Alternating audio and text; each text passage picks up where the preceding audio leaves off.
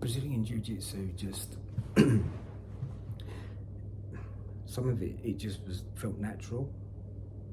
So I mean, in my journey on that, it just felt with grappling and stuff like that. It just seemed to happen in a certain way. But when I was younger as well, the first martial arts I'd done was judo, and that, from what I remember, that just seemed to happen completely organically, and I didn't even have to think about that. So I feel like with me that maybe some martial arts are more beneficial for my brain, my ADHD, than others. Yet again, that might apply to a lot of people, whether they've got ADHD or not. But for me, it was to the point of it would stress me out and it would baffle me if I had to do them in the logical way when they were explained. So, you know, what I've done over the years has morphed into sort of different ways, but it works for me. But they're the things as well. I mean, with CrossFit as well. If any of you have done CrossFit before, that sometimes can absolutely blow my brain when there's stuff written down for that workout, and it can go from, oh, all right, we'll do 20 of that for 5 minutes. We're bang on that. We're doing this. 20 of that for 5 minutes. Don't make sense really, does it? But when we're doing certain workouts, I get a board as well, and then write it down onto the board and have near me. And sometimes I'm doing stuff, I'm having to watch others and thinking, okay, right, that comes after that, right, okay. But this is in the middle of an intense workout where we're flying, sweat's absolutely dripping off of us, and it's taken me 5 minutes to really think, oh, I know what I'm doing now, so I can up the intensity. So that's where I don't like how it affects me, that it does make me feel stupid on them occasions when I think, why can't it just fucking sink in? When I've read that board, why can't I take it in like someone else going, okay, all right, bang, lovely, right, so I can concentrate on the workout. Whereas with me, it's like I'm concentrating on the maths of it, which is what I hate. And I want to be able to just smash that workout in it and go full intensity right from the start. But then there are some workouts where they are easier on my head and I can sort of do that. But doing that sort of thing, like CrossFit, working out, martial arts, all of them things are the things that can help regulate my life, to control the emotional workings of what I'm feeling, and to keep that at a level that I can sort of manage. But like I said, that within them things there are stresses as well, so it's not complete enjoying them and relaxing within them, whatever I'm doing. There's a level of stress and anxiety even through doing them things as well. But I don't know if any of you out there do, you know, get into a martial art, whether you've decided to get fit, whether you've been training for a long time, whatever it may be, whether you've realised that it can actually help with some of the symptoms that you've got. Even if you haven't got them things, if you're suffering from depression, anxiety, any of them things, it works. It really works. I mean, at the moment, I'm still getting over with my shoulder, so I can't train at the moment. So if I'm feeling a bit down, it's hard for me to navigate around them feelings. Whereas I know that feeling of I can go CrossFit, even if I'm not feeling it, as soon as I've come out of there, I'm glad I've done it. It's brought me out, it's pushing me forward. I mean, it's your routine of doing stuff, discipline and routine. not only helps with ADHD, autism, it helps with depression, anxiety, low confidence, all of them things. If you get that routine going, it brings you out. If you're feeling shit about yourself, if you're sitting on the sofa eating the donuts and getting fatter, and you're worried that people are going to say hurty words saying that you're fat, you are fat. Deal with it, get over it, think, what can I do? Get into a habit. Yes, it's easier said than done. Isn't anything's easier to say it than actually do it. But why are there people out there doing it? Because they've had to at one point in their life just think, I've got two choices. I do this or I do this. Simple as. So everyone has been in there. Some people are better to actually do it than others, admittedly. But we can't hide behind an excuse of, it's easier said than done. You don't know what I'm going through. Everyone's going through shit. You want to get out of that shit, then start disciplining your life. Getting up at a decent time. Even if it's just movement, doing some stretches at home, doing some step-ups on the stairs, anything like that, just something that's getting the body moving, is getting the brain activated, is getting the blood flowing. All of that is doing something in there. Whereas if you're not doing even that slightest bit of movement, apart from taking said donut and going like that, the only movement that's doing is into there, down there, and then your bowels movement. That isn't, well, it's not even living, is it really? It's literally, you are like a walking dustbin. And the difference being is this dustbin's got a hole in the bottom and all the crap just flows out of it. So you don't have to go and pick it up, go and empty it somewhere else. And what does that do then for your mental health then on top of that?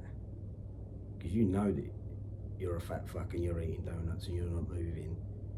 Even if you don't want to admit it and you want to sort of like say to everyone, oh, I'm really bubbly, I'm jolly.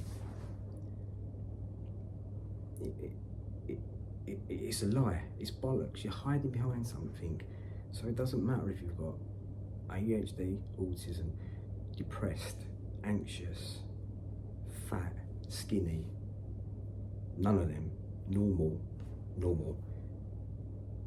I'll take that back actually, because normal, I don't believe in a normal. There's a generalisation of some people are more than not similar, but saying normal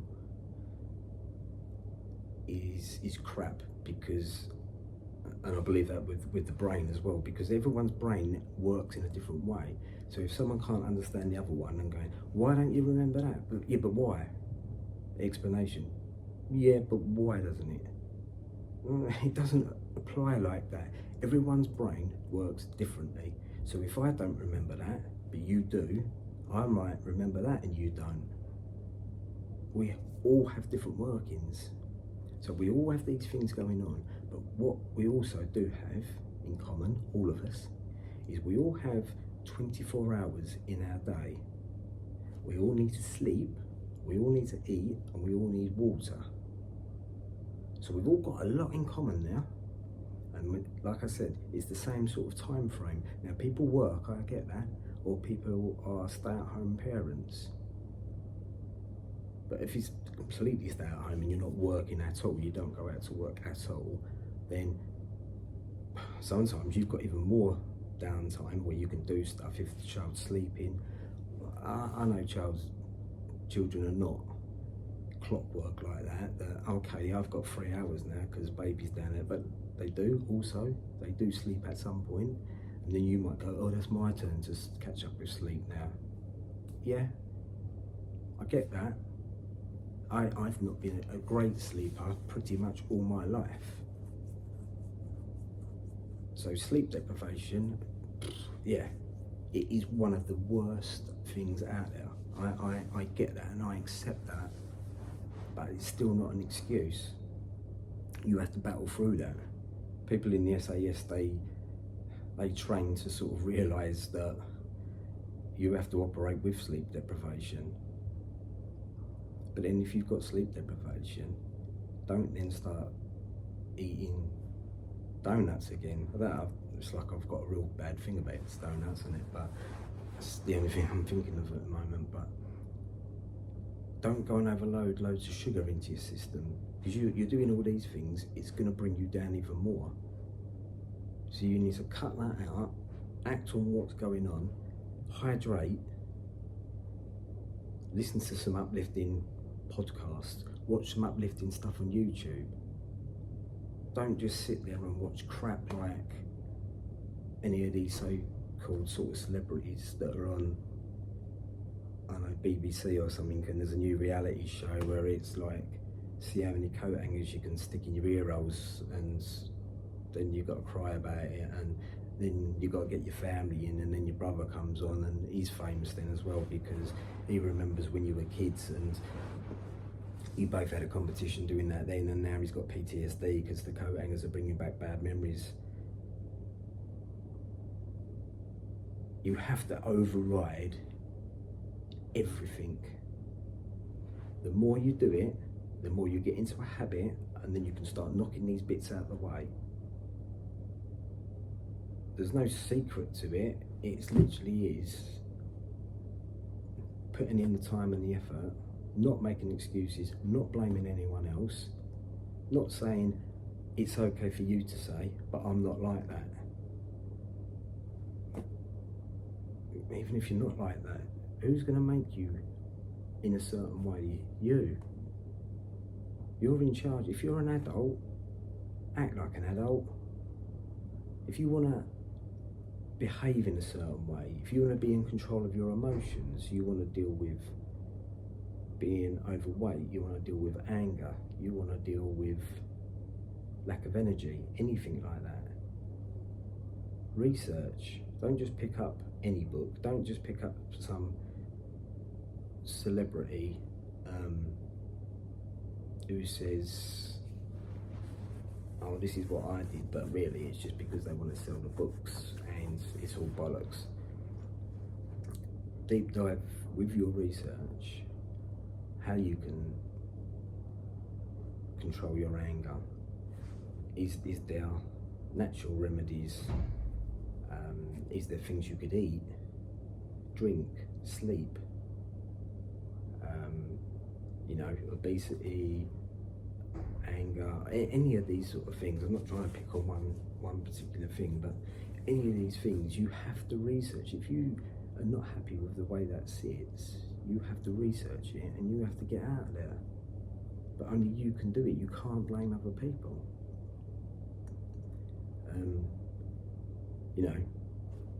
Phones, what that does to the head, but the time we can waste on there, we'll put the effort into, what's that term, doom scrolling. We'll put the effort into just doing that for 2-3 hours and not realise where the time's gone, or playing a game on there, or having ridiculous chats backwards and forwards with someone who's just talking crap. We'll put that effort into there. Now, if that was a course, you pass that, wouldn't you, with flying colours, because you're putting that effort in. But it's because you've not actually had to work at that comes naturally. All the hard work you need to do is eradicate all that crap that doesn't enrich your life, put the stuff in that will, and work bloody hard and make it into a dedicated pattern.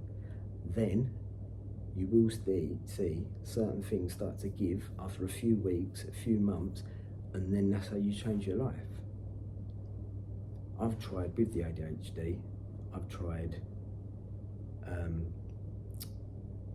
can't think of the term now, so this is when my brain goes a bit like this. The tablets that make you a bit like that, and the ones that bring you back down like that, not bring you back down and make you go like that, I can't think of the term, but the uppers and downers, I really can't think what it is, but I've tried all of them different tablets in the different shapes and forms, also for anxiety and things like that, antidepressants and stuff. I've literally just come off of tablets for the FND, which are basically I've not been depressed, but they're antidepressants, but they're to try and help if there's any residing anxiety that's deep inside, which can obviously affect the brain. They just don't sit well with me. They change my whole feeling in my body. I feel literally like I've got a second skin on that's made of leather, and the side effects it gives for me, I won't go into it, but I literally do. It changes the chemistry of my body, and it feels horrible. I don't really feel like I'm myself. So them sort of emotional handcuffs that it puts on me, I stopped taking that medication a couple of days ago. So in the next week, because I went up to quite a high dosage as well to try and tackle this quickly. That's what the consultant wanted to do. But I'd say in about a week's time, 2 weeks time, I'm hoping that it'll be out my system and then I can start feeling how I did before. Because I'm still on atomoxetine for the ADHD. I find it hard to quantify whether it is doing anything or not. I don't know. I'm sticking with that for the time being, but I really want to be tablet free, to be honest with you. But that said, with all of them things,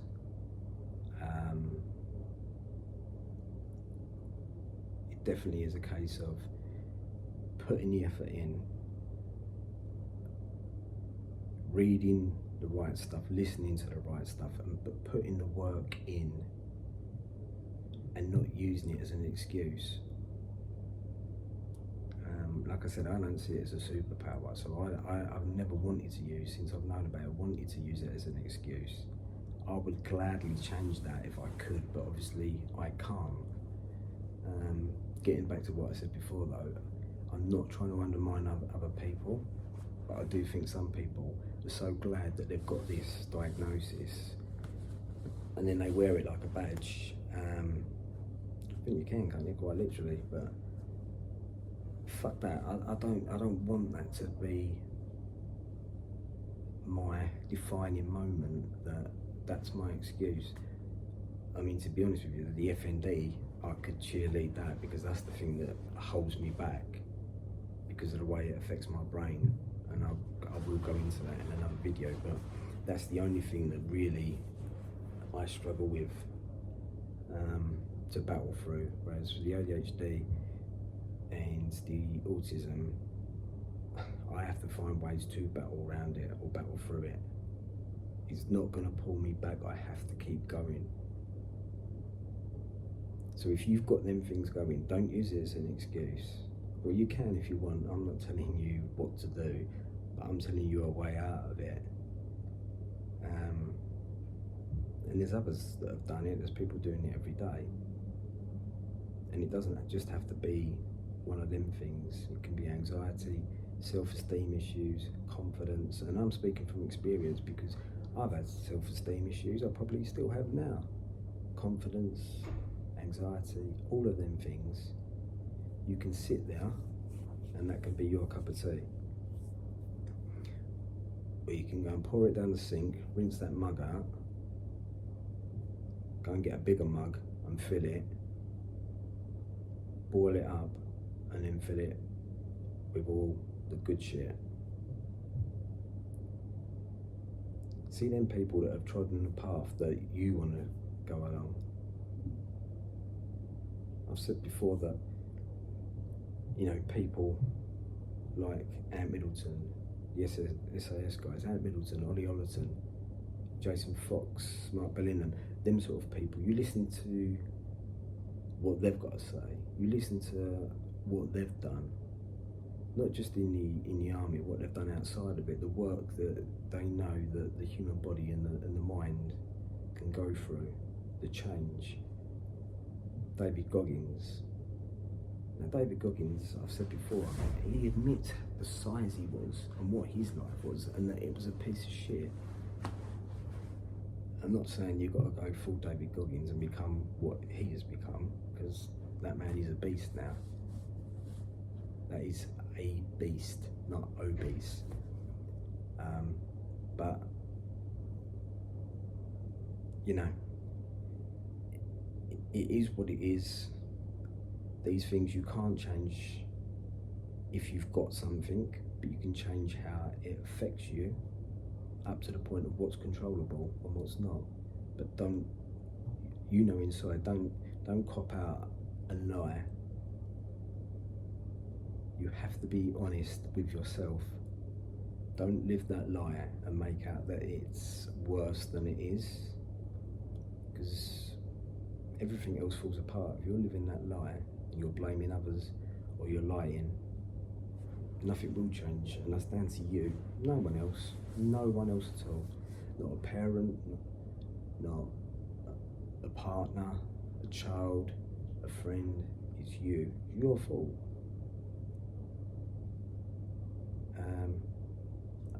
I take it I'm going to struggle all my life with the emotions and all of them things, but they won't affect me more than they have to.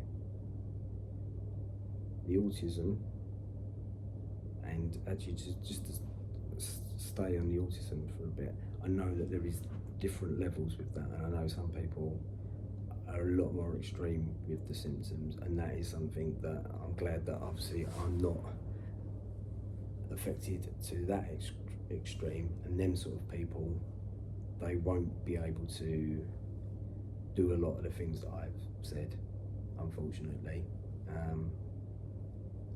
So, you know, I'm not trying to dismiss everyone that they can do this, but they've got a real reason why they can't. They're not just their reason isn't just the fact of low confidence and large belly syndrome. They've got a real reason. So I've been rabbiting on for quite a while now, but you know, I'll touch on bits about the autism, the ADHD on occasions anyway, and you know, I've come away from this, like I said, it was a bit of a raw one, so how much I actually delved into it, I don't know, but I need to speak like one video just about the FND, because I think that supersedes all this for me. But I think, you know, overall there's been some other things we spoke about in this, that about the confidence, self-esteem, and whatever feelings you've got going on, about how you need to not let it define you, and how you need to take ownership. But also, not saying you have to be kind to everyone and no hurty words, but what I am saying is you also have to realise that people are different. People's brains operate in different ways. So just because you think you're normal in your brain, trust me, that's because your brain works in that way. It doesn't mean your next door neighbour, your partner, your father, your mother, your children, doesn't mean that their brains are going to work in exactly the same way. So don't be harsh on them if they don't understand something. That is part of what makes this world a shit place, when people are judging or putting other people in that way. I'm not talking about me now saying about, oh, Fatty needs to get up and go for a run, because Fatty does need to get up and go for a run. What I'm talking about is our level of understanding when I go back to school with the maths. Things like that have changed now for the better, but I'm not stupid just because I don't understand the way you're explaining it. So that's when we need to think about how we're talking to other people or getting impatient with people. But I think if we leave it there now, anyone who wants to start a conversation about this, about the medication, about ADHD, autism, Asperger's, you know, on that level, or wants to ask any questions, I'll do the best that I can to answer them. And I will touch on these subjects in the future at points. maybe there'll be other things that I realise how it affected me, and if you can resonate with that. And then once I've gone through these things, then I want to more concentrate on the positive of how I have to think fuck you and make sure that that's not affecting me too much, that it takes a back seat, that I'm in control, and it's not in front of me, it's actually behind me, and I'm pushing through it. So we can then park all the negative crap that it brings and then push through and then make them videos that are more positive about, right, we've spoke about that, now fuck it, let's go for it, and then let's talk about the other stuff. And as this channel grows and more interaction, I would like to even speak to other people that have gone through these things and maybe open up some chats and debates along the lines of what I was saying, if that can help others, if I was actually talking to someone and you can see us going through and running ideas off with each other. So if there's any suggestions out there, or if there's anyone who's got any contacts with anyone famous, Joe Blogs on the street, someone they know who's into motivational speaking or anyone like that, then if you want to put them in touch with me, then we can make that sort of contact. But anyway, stick with these videos. I'm still finding my feet. Stick with them as well if you think they're a bit flatlined. I'm trying not to do that, and they will pick up. But anyway, take care. Like, subscribe, share the fuck out of these videos. Share. And the more subscriptions I get on here, and you know the drill, all of that, it's only going to help this. Yeah, again, that helps my confidence that I know people are interested, that I'll make more. See, this is how we pay it forward as well, though. We share the love a bit like that, and it still helps anyone, though. So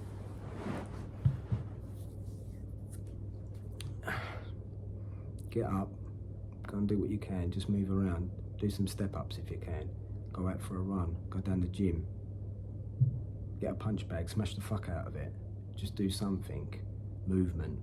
Smash the fuck out of a punch bag, don't smash the fuck out metaphorically of your partner or your kids or your friends. Talk to them kindly, with patience, compassion, and we can change this world, one person at a time. Don't know whether Gandhi did actually say this, but if he did, great saying. If he didn't, then someone come out of a great saying. But be the change you wish to see in the world, or something along them lines. Act how you want the world to be. Anyway, till the next time, goodbye.